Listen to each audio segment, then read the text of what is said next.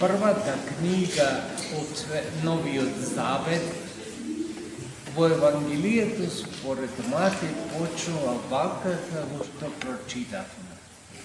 Со долг родослов, кој кого го роди и како го роди и колку генерации има од едно до друго значајно место во историјата за еврејскиот народ. Но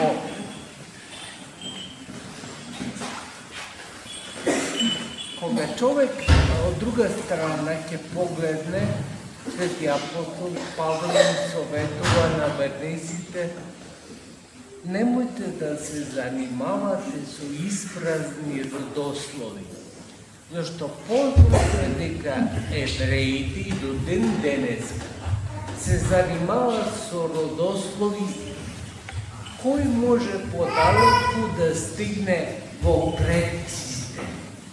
Значи, кој го родил да стигне многу генерации, колку што може повеќе генерации, повеќе наради. Меѓутоа, кога човек ќе го погледне оваа прва глава на Евангелието според Матеј, ќе се запраша: па ваков ли е Новиот Завет? Ќе имам мотив јас да го прочитам, ако само во Новиот Завет е опишана кој кого го роди. Значи, ако Новиот Завет е родослов, тогаш ќе рече човек: одбивно, зошто би читал понатаму? Меѓутоа, браќа и сестри, ова прва глава на Евангелието според Матеј во суштина е за напредните, оние кои стигнале подлабоко во верата, за да сватат, барем во овој момент ми паѓа на памет две работи. Едниот е библискиот персонализам. Библијата секого го именува по име. И грешниците, вие видовте дека во овој родослов покрај праведници спомнати се грешници. Да речеме, нападнет ми паѓа царот Манасија, бил идолопоклоник. А зошто е тогаш спомнат? Па зато толку заради овој библиски персонализам, односно оличностната библиска во Новиот Завет. Ние на крштенијето го добиваме името. Се сеќавам, дедо ми уште покојниот и ми кажуваше дека во негово време некрстените се уште не се именувале со име.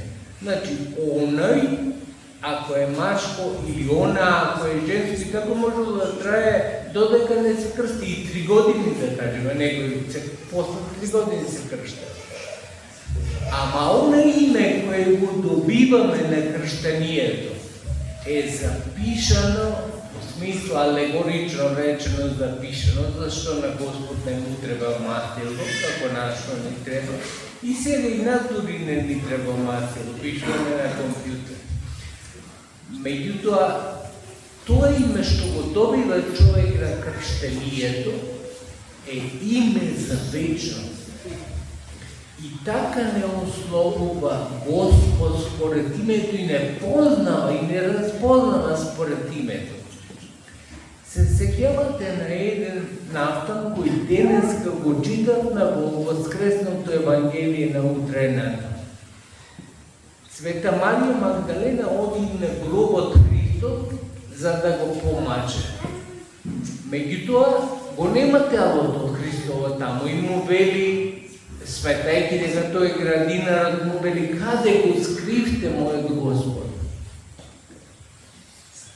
А тој вели: Марија, само по име ова, а таа му вели: а да ништо, значи учителе. Што значи доволно е Господ да не познае по името само. За нас е тоа рај, за нас е тоа смислата и Царството Божјо. Меѓутоа овде се вежбаме едни со други, да си ги разпознаваме имињата кои ќе бидат разпознати во Царството Божјо. Ето затоа ова евангелска перикопа има значење. Не само историско, кој колку роди, колку генерации има од една до друго преселување на евреите. Туку има значење затоа што се споменати луѓето по име. И второто значење, кое е равнозначно мало и може би позначено од првото, е да се покаже дека Господ има историска димензија. Не е само Бог, туку е и човек.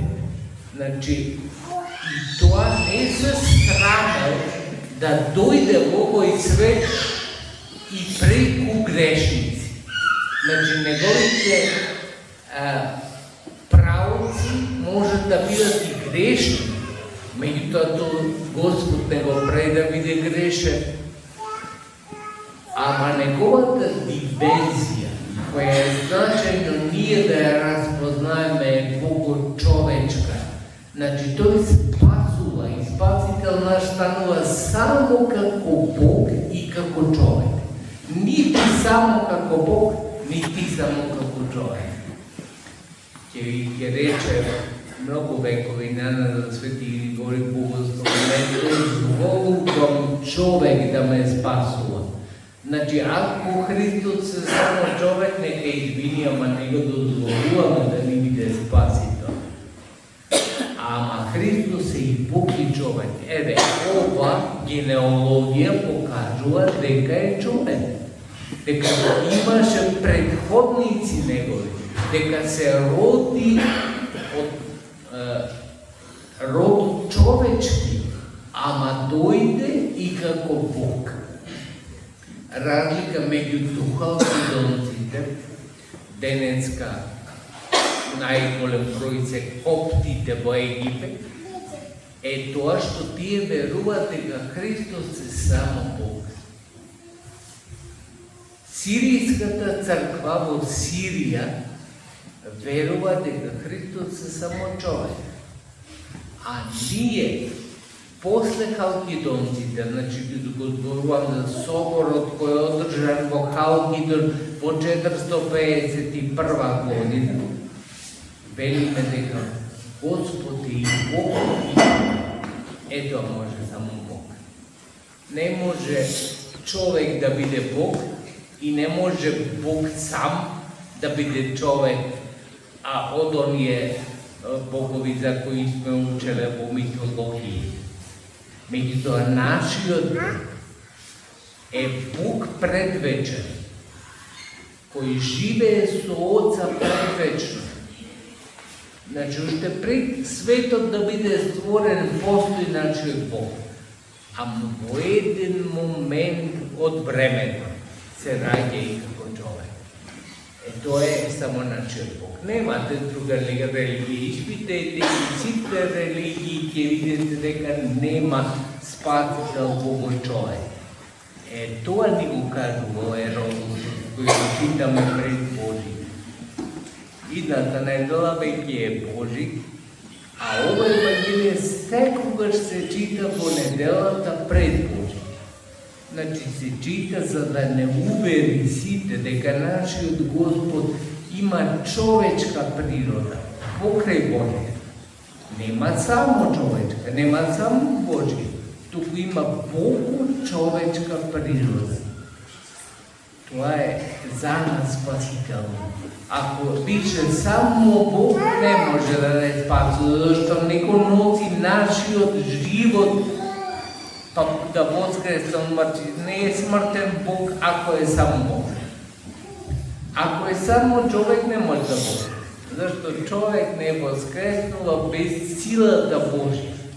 Ама ако е Бог, човек воскреснува од мртвите. Како што го воскресна Духот Свети, токму зашто е Бог човек. нас, християните, кои веруваме во Неговото воскресение, во последниот ден, кој ќе дојде со гласот на трубата на ангелот, ќе не воскресне и нас од мртвите. Тоа е смисла на животот. Ние христијаните немаме друга смисла. Посредно можеме да спечалиме и ќе да направиме. Посредно можеме да спечалиме нешто друго во животот, материјално да оствариме. Меѓутоа, најважно ни е спасението, а тоа е вечниот живот. А вечниот живот само Господ може да го даде. И тоа ни го дава како Бог и како човек. Ете, тоа, браќи и сестри, треба сите нас да не поземе. Значи, таа генерацијска определба на многу генерации, не на една генерација, да биде спасуван во човекот е таа генерацијска определба треба да ја доживуваме и да ја живееме каждодневно. Да го читаме Светото Евангелие, кое иако почнува со оваа глава, која денес ја читаме. За некого може би дури и досадна. Кој го роди, ќе човек не биде. Меѓутоа, многу важно за длабочината со која е пишувано Светото Евангелие. Две работи нагласивме, две работи ќе повториме, а тоа е библискиот персонализам, дека Господ не познал по името. И второто е дека нашиот Господ е Бог човек. Еве, тоа се сведочи во првата глава на Евангелието според Матеј, која денес ја читавме, и која прва глава ни дава почеток и на нашето спасение. Милоста Божја нека биде со вас, нека ве чува, нека ве храни во сите дни на вашиот живот.